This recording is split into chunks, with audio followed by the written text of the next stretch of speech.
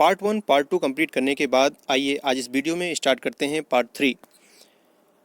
Unless there is not an emergency at home I do not take a leave and sit at home और no error. यहाँ पर इस sentence में आपको error ढूंढना है कि दिए गए 4 ऑप्शन में से किस भाग में एरर है। तो देखिए जो इसमें एरर है वो पार्ट ए में है। कैसे? देखिए कभी भी अनटिल और अनलेस के साथ कभी भी नोट का प्रयोग नहीं होता है, ये बात हमेशा आप याद रखिए। यदि आपने मेरी पिछली वीडियो देखी होंगी, पिछले पार्ट देखे होंगे टेंस के, तो आपको ज़रूर ये कॉन्सेप्ट अच्छे से क्लियर हो गया होगा। कभी भी अनटिल अनलेस के साथ नोट का प्रयोग नहीं होता क्योंकि ये अपने आप में निगेटिव मीनिंग देते हैं, इसलिए पार्ट ए में यहाँ पर गलती है। अगला प्रश्न यहाँ पर देखें, unless he will not take care. अब देखिए अनलेस जो है ये अपने आप में निगेटिव मीनिंग देता है, इसलिए यहाँ पर भी अनलेस के साथ भी नोट का प्रयोग नहीं होगा, इसलिए पार्ट ए में यहाँ पर एरर है। अगला प्रश्न यहाँ पर देखें आप, problem arises if the parents approach to discipline in inconsistent. अब देखें इस प्रश्न में क्या एरर है, किस भाग में गलती है। तो देखिए कभी भी अगर सब्जेक्ट प्लूरल होता है तो उसके साथ जो वर्ब होती है उसमें एस या ईएस का प्रयोग नहीं होता है प्रेजेंट इंडेफिनिट के रूल के अनुसार। तो प्रॉब्लम्स अपने आप में क्या है, प्लूरल है, और प्लूरल के साथ कभी भी वर्ब जो होती है उसमें एस या ईएस का प्रयोग नहीं होता है। एस या ईएस का प्रयोग केवल तभी होता है जब सब्जेक्ट हमारा सिंगुलर हो। यहाँ सब्जेक्ट प्लूरल है इसलिए यहाँ पर एस या ईएस का प्रयोग नहीं होगा, एराइसेस नहीं होगा, एराइज होगा, इसलिए आपका ए पार्ट में यहाँ पर एरर है। चलिए अगले प्रश्न की ओर हम बढ़ते हैं। यहाँ पर Deepa and Rani love chocolates but their brothers does not like them.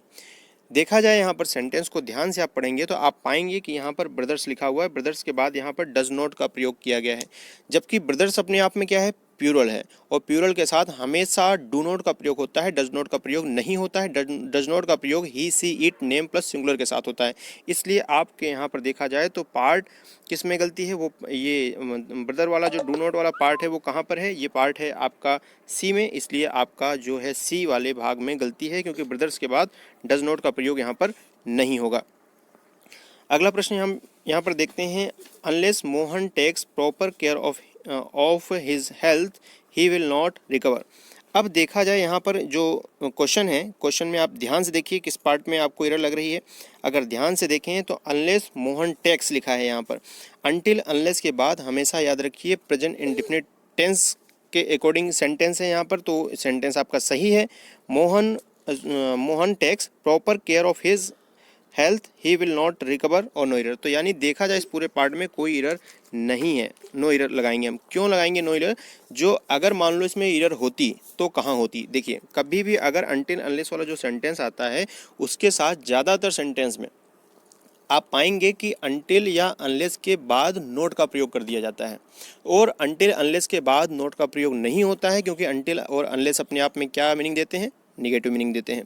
इसलिए आपका यहाँ पर देखा जाए ऐसा कोई सेंटेंस में नोट वाला भाव नहीं था, इसलिए पूरा भाव जो सेंटेंस है वो अपने आप में सही है, इसलिए यहाँ पर यूज़ होगा नो एरर। अब आप सोचेंगे सर यहाँ पर देखा जाए ही विल नॉट, सर यहाँ पे भी तो नोट का प्रयोग हो गया। एक्चुअली यहाँ पर भी देखें आप, यहाँ पर कॉमा से अलग है सेंटेंस, तो आगे सेंटेंस में नोट का प्रयोग हो सकता है, बट जो अनटिल अनलेस वाला जो क्लॉज होता है उसमें नोट का प्रयोग नहीं करना है। चलिए अगले प्रश्न की ओर हम बढ़ते हैं। यहाँ पर अगला प्रश्न यहाँ पर, if he will prepare a little more he will definitely clear the first round of competition. अब यहाँ पर अगर आप ध्यान से देखें तो इसमें किस भाग में गलती है, इफ़ और विल कभी भी साथ नहीं आते हैं एक सेंटेंस में। इफ़ और विल एक साथ यहाँ पर प्रयोग किए गए हैं, तो इफ़ यहाँ पर देखिए क्लॉज यहाँ कॉमा से अलग किया गया, तो पहले क्लॉज में जिस क्लॉज में इफ़ का प्रयोग हो उस क्लॉज में कभी भी विल का प्रयोग नहीं होता है, इफ़ के बाद विल का प्रयोग नहीं होता है, इसलिए आपका जो सेंटेंस गलत है वो कौन सा गलत है, ए वाला, इसलिए पार्ट ए में यहाँ पर एरर है। अगला यहाँ प्रश्न देखें आप, ही इफ़ ही विल, फिर से यही क्वेश्चन देखिए, सबसे ज़्यादा पूछे जाने वाला जो सेंटेंस है वो इफ़ वाला ही होता है।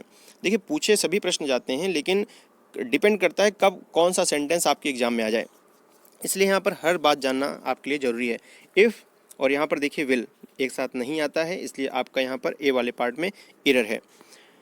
She will come to meet you as soon as you will reach New Delhi station Noida. देखिए कभी भी याद रखिए एज सुन एज के बाद वाले जो सेंटेंस में एज सुन एज वाले क्लॉज में कभी भी विल का प्रयोग नहीं होता है। एज सुन एज के साथ विल का प्रयोग नहीं होता। जैसे कि इफ़ के साथ प्रयोग नहीं होता है विल का, ऐसे ही आपका एज सुन एज के साथ भी विल का प्रयोग नहीं होता है। इस बात को भी आप याद रखिएगा। इसलिए जो गलती है वो आपके सी वाले पार्ट में गलती है। अगला प्रश्न यहाँ पर देखें, every day the sun rises in the east and sets in the west. यानी रोज़ जो सुबह सूर्य है वो पूर्व में उदय होता है और पश्चिम में क्या होता है, अस्त होता है। तो यहाँ पर देखा जाए तो एवरीडे सन, सन के साथ राइजेस लिखा है, यहाँ पे कोई गलती नहीं है। सन सिंगुलर है, सिंगुलर के साथ एस या एस का प्रयोग हो सकता है। And in the east and sets in the west, यहाँ पे भी कोई गलती नहीं है। इसलिए आपका जो देखा जाए सेंटेंस में कोई एरर नहीं है, तो इसलिए आप ऑप्शन डी पे टिक लगाएंगे, नो एरर।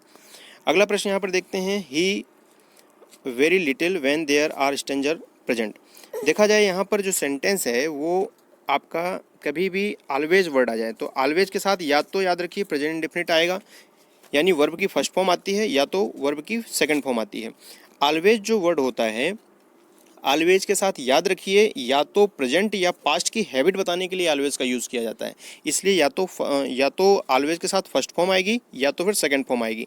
अगर हम देखें यहाँ पर तो हेड तो आएगा नहीं यहाँ पर, इसलिए ये गलत है। यहाँ पर ये कंटिन्यूस है, ये भी गलत है। यहाँ पर देखा जाए ये पास्ट कंटिन्यूस, ये भी गलत है। एक ही ऑप्शन बचा, इसलिए आपका फोर्थ वाला सही है। आपने कीमती समय मुझे दिया, वीडियो में शुरू से अंत तक बने रहने के लिए, आपका प्यार सहयोग बनाए रखने के लिए बहुत बहुत धन्यवाद। जय हिंद, जय भारत।